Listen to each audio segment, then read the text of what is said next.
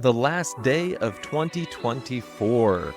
Over the course of 2024, we've got 62 episodes of CAS Minute and over 600 of you have tuned in. I'm super grateful for you spending 5 minutes with me here on this podcast. And today we're going to break down 10 tips that we've gone through this year that I think you can start thinking about as it relates to baking into your 2025 strategy. Let's dive in.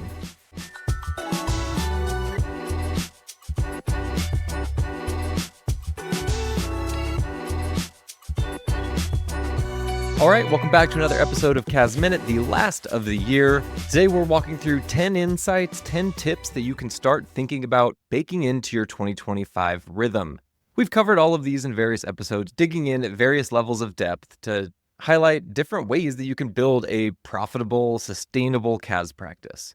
So the first one relates to building your data infrastructure. In 2025, we need to start thinking about a centralized data infrastructure in order to move forward into effective AI implementation, automation, and then having deeper client insights and team insights to run a very efficient firm. I believe that building that internal data warehouse and integrating all of your tools and all the data coming from your tech stack will allow you to leverage the use of AI agents and derive actionable insights for far, far better understanding of how your business operates and how to grow that business. Number two, we want to talk about simplifying and condensing your tech stack. We did a series on CAS tech stack, and really, we get inundated with so many tools that can create inefficiencies and operational friction without us knowing about it. When you think about streamlining that tech stack, we want to look at how do we enable scalability in the most simple way possible. There are a full suite of multifunctional tools and standardized platforms that really help you to reduce the training overhead and boost team productivity as you move forward. So how do we simplify in 2025 instead of just adding every new AI tool that comes out? Number three is an easy one. We're just transitioning to fixed pricing with the addition of monitoring scope creep well. Do you have a mechanism, an embedded mechanism to track how your scope is evolving over time? We want to monitor that because that can be one of the biggest issues that leads to eroding margins. Are there tools or ways that can help you track what scope creep looks like relative to your fixed pricing? This also goes back to the number one in the data infrastructure, how you're capturing that information to ensure that your pricing aligns with providing value. Number four, let's define and train our team on ideal client profile.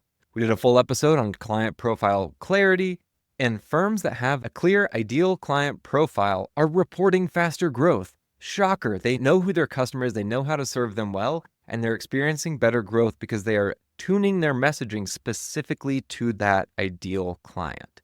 If we can invest a little bit of time on the front end of 2025 in training our team and understanding who that ideal client definition is, we start to create alignment moving forward. Number five, we want to talk about building trust through transparent communication.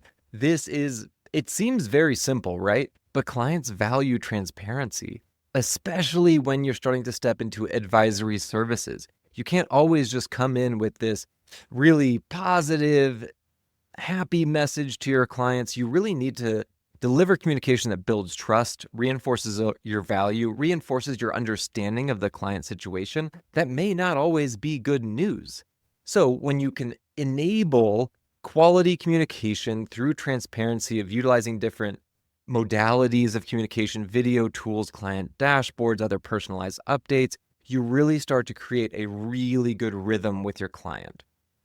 Number six, invest in full-time CAS staffing. Dedicated staffing has been proven to improve margins, better client relationships, as well as lend benefits to operational efficiency. This came out of the CAS benchmark survey that we've reviewed. And so when you think about investing in full-time staffing, that can really rally the team really well against the same mission versus a part-time or 1099 workforce that's really just not bought in the same way that a full-time employee would be. Number seven, adopt the give first strategy in sales. We did a full episode on the sales strategy of give first. How do we offer value up front to build trust and position yourself as a strategic partner? That may be a free consultation, a mini audit, or other industry insights to demonstrate your expertise before moving towards a close in the sales process. That give first strategy is so powerful because ultimately you're proving out to your prospect that you just want to help them above anything else. Even if that doesn't result in a sale for you, that goes a really long way when you're developing relationships in the market that more often than not come back to you if they don't on that initial swing. Number 8, there's a trend on charging for onboarding fees, technology fees, and there is a relation to retention on charging for those fees.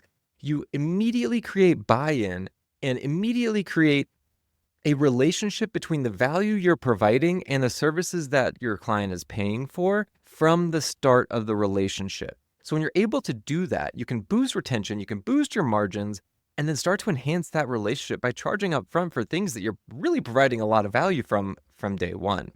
Number 9, AI agents. In 2025, we're going to see a very big uptick on how AI agents are going to help free up our time for strategic tasks as well as redundant tasks to improve efficiency across our firms.